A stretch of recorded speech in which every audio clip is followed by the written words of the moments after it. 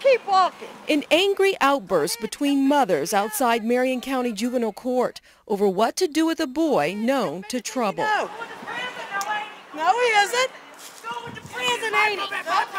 Yes, he is. No, he's not. Your case has done been dismissed. The boy sparking heated words is just 14, so we won't show you his face. Already, nearly half of his young life spent in and out of detention, grabbing headlines last year for a near-deadly act. Look, move in the hospital because your kids did not listen. He was playing in a fire pit and kicked a burning gasoline-drenched can onto Kimberly Strunk's 7-year-old little boy, Jason. I seen something flying through the sky on fire. Right as I was reaching for Jason, it already hit him in the chest, and he just automatically went, and his whole body lit up. He was in flames. That's when young Anthony Hubbard jumped the fence, rolled Jason, and smothered the flames. The teen suspect ran. And was just going to let it burn.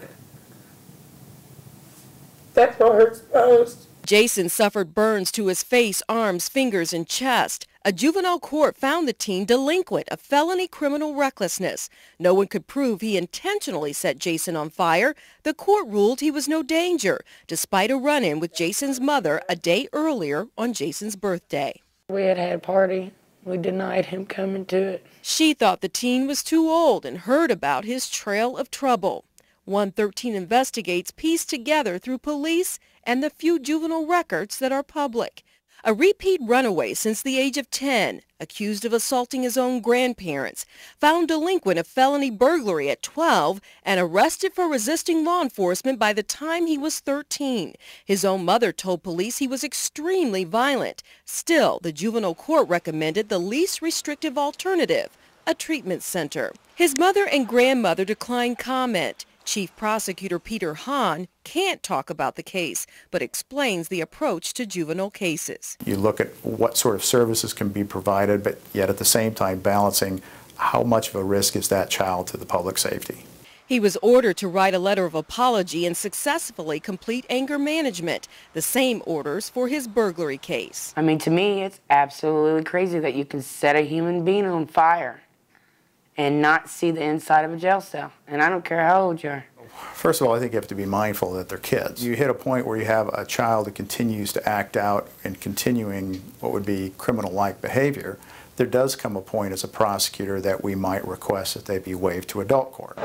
Only after all treatment avenues are exhausted or charges are filed for a heinous act. I said, you're going to let this boy out, and he's going to hurt some other kid. Time proved her right. 911, do you have an emergency? Within a week of his release, after 5 months in treatment, the teen was again back in handcuffs, this time for battery. I'm just glad he didn't kill me. This 14-year-old can't remember how many times the teen suspect kicked him in the head or stomped on his arm. A passing motorist called police. Their mothers clashed. And her first words was, please don't prosecute my son because I won't lose him. Like, well, my son could be dying.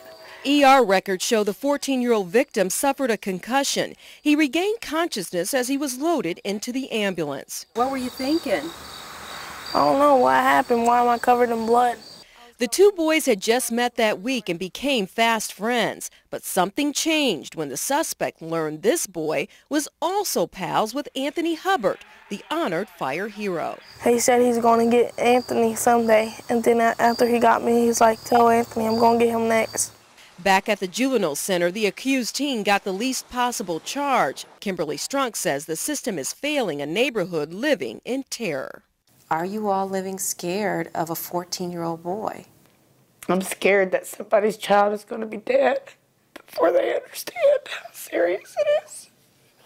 Initially, the teen denied the beating, but later admitted to the violent attack. He apologized to me. He said he's sorry what he did. For the splintered families, it's not over. Anger spills on both sides with counter-allegations of harassment and intimidation. We're not bugging you, you're bugging us. Come on, Mom, this is on camera. She said, if I come into court today, me and my kids are dead. And then when I came out, she said, I got you nothing but to live. Police now on standby, hoping time and distance from juvenile court will calm emotions. But the big question remains, will the teen at the center of it all get what he needs to come back home, to walk a path away from trouble. And many times there is no happy ending. The teen in question will learn his fate at an upcoming closed hearing. He's one of 4,000 kids here in Marion County ruled delinquent last year. And of that number, the Indiana Youth Institute says 146 serious offenders, some repeats, were committed to the Indiana Department of Correction. Sandra Chapman, Channel 13 Eyewitness News.